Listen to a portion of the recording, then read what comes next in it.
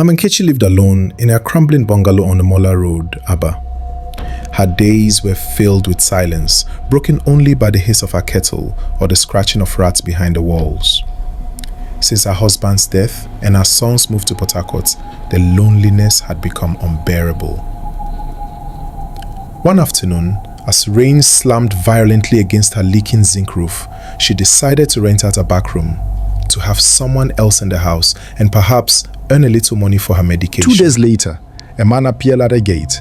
He introduced himself as Chuka, tall, fair-skinned, with deep-set eyes and a voice as soft as Hamatan dust.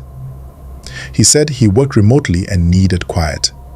Oddly, he had no luggage, just a slim black folder. He paid a full year in advance with crisp Naira notes and moved in that very evening. He didn't ask for a key. "I'll lock from the inside," he said, with a faint smile. For days, Mama Nkechi never saw him leave. She never heard the water pump run or the clatter of pots from the back kitchen, yet every night faint footsteps echoed from his room.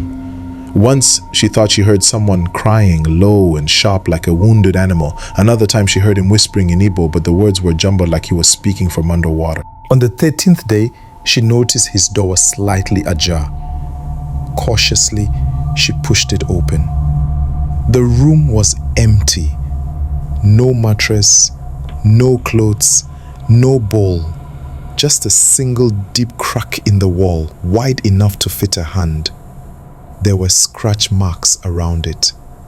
Mama Nkechi's stomach twisted. She asked around the compound, but none of the neighbors had seen Chuka enter or leave, not even once. That night she dreamed of her late husband Papa Dike standing in the doorway of the tenant's room pointing at the crack.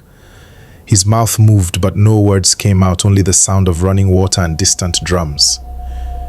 She woke up to find her own bedroom door open, though she was certain she had locked it, and on her floor was a footprint, wet, large, and facing inward. Determined, she called the local pastor.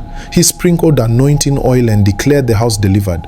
But that very night, she had the tenant's door slam shut, though no one had entered the house. The next morning, the door was sealed tight. She tried to force it open, but it wouldn't budge. When she placed her ear to it, she had faint breathing, or was it weeping? Frightened, she returned to the police station. When asked for Chuka's full name, number, or workplace, she realized she knew nothing. They scoffed, assuming it was a scam. But Mama Nkechi began to fade, growing weaker by the day. Her eyes sunk. Her hair began falling